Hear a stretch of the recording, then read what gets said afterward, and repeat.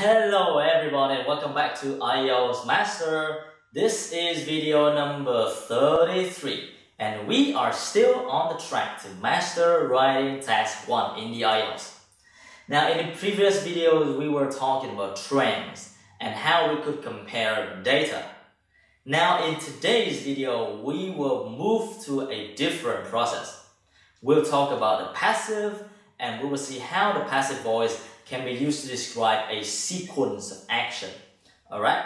So in terms of contents, we'll focus first on the passive voice. We are just going to do a little review on the verb forms and how you can use them when you are going to use the passive voice. Next, we talk about sequencing. What happens first, what happens next, and what happens in the end. Okay, are you ready? So now I want you to take a look at these two paragraphs and please tell me which one will be described using the active voice and which one will be described using the passive voice. Because we understand that some processes are described using the active voice, but some other processes are described using the passive voice. Alright, so 30 seconds start now.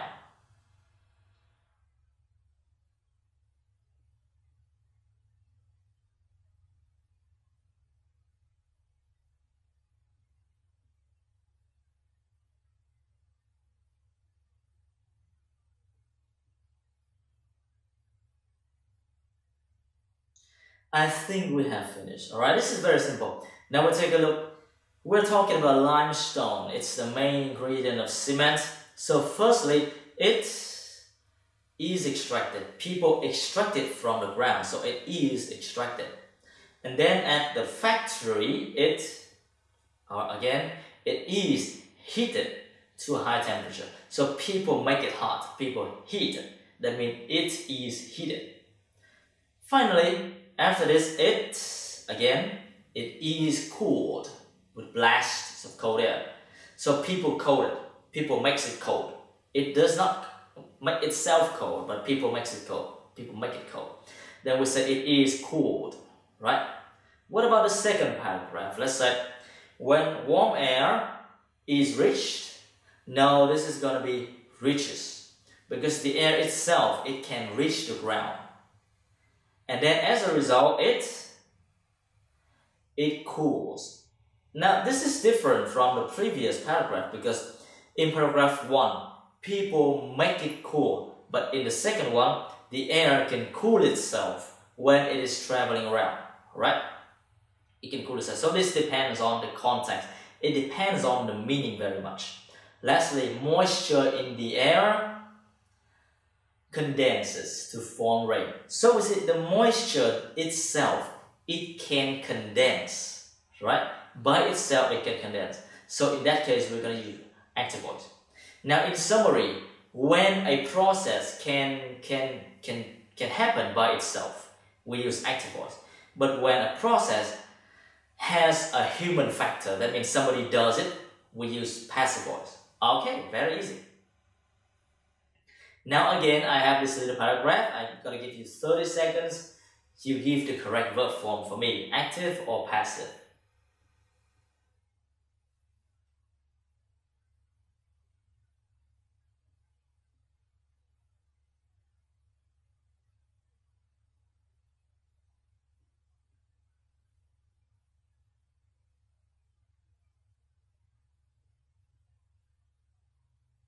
Now I think we are ready to start. Let's say some rock formation, what? Hold large amounts of water. When it rains, of course, when it rains always, the tiny and then they gradually are filled with water. So here, the spaces are filled with water because the rain fills the spaces with water. And that's why we use the passive voice. Next one, it becomes saturated. Next one, long periods of rain occur, the water table rises. So, rises is an action that can happen by itself. The water rises. Okay, if there is no rain, the rock begins to dry out and the water table now it will fall, right? So some processes are active, some processes are passive. That depends. And you gotta try to determine which one are passive and which ones are active in order to make the best description. Now, we are gonna be talking about the application of the passive voice. Let's say, for example, you have to talk about the production of a car. And we see this production involves various stages. Car design, prototype, and then mass produce, and then distribute, and then sell.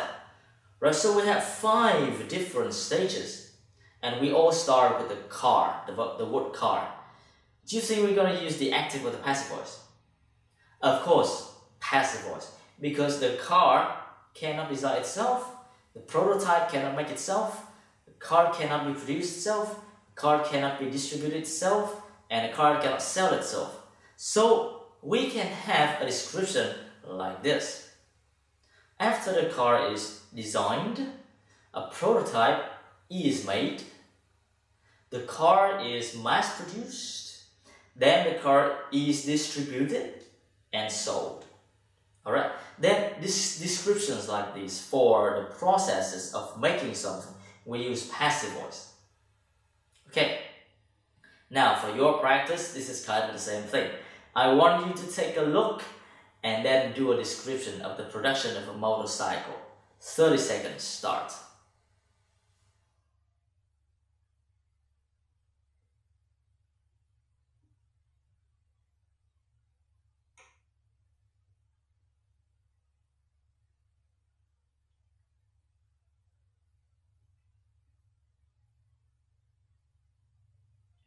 Now, I think this is enough time. So this is the answer. Let's say, after the motorcycle is designed, a prototype is made. Once a prototype is tested, the motorcycle will be manufactured. It will be exported to places where it will be sold. Okay, so we see we use all passive voice in order to describe these stages of production. That's it. Now, sequencing. As we have been talking about, the passive voice is important when we're describing a process. And a process is much related to the idea of sequencing. What is meant by sequencing? Sequence means what happens first, what happens next, what happens after that, and what happens in the end. Alright? That is meant by sequence. So sequencing is important when you're describing a process. Now I want you to take a look at this paragraph. This is a sample paragraph, sample answer to describe the diagram that you've just seen. Look and pay attention to the phrases in bold and the underlined, right? 30 seconds, start.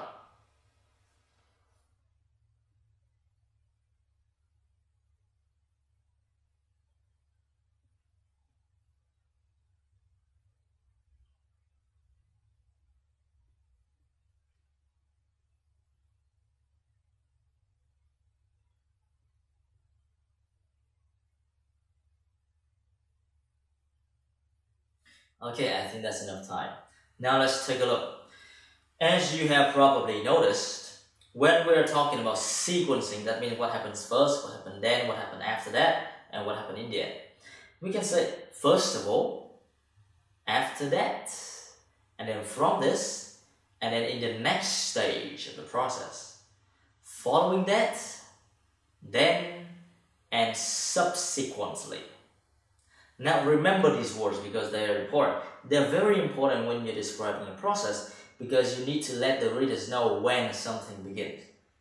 So I suggest that please now listen and repeat the words with me, okay? First of all, after that, from this, in the next stage of the process,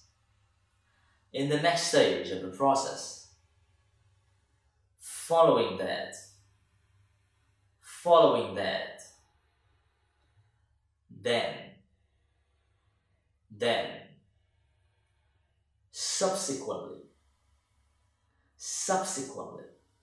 Okay, so once again, what I want you to remember for now is to use these phrases as you're talking about sequences. And then when you're describing processes, remember to determine when you will go with the passive voice, or you will go with the active voice, or active voice, or active voice. Alright? This depends very much on how you understand the processes. And I think that we have covered passive and sequencing in enough details that are going to help you to deal with the writing test very effectively. Do the exercises that follow this video to enhance your capability to deal with sequencing and processes. Thank you very much. I'll see you in the next one.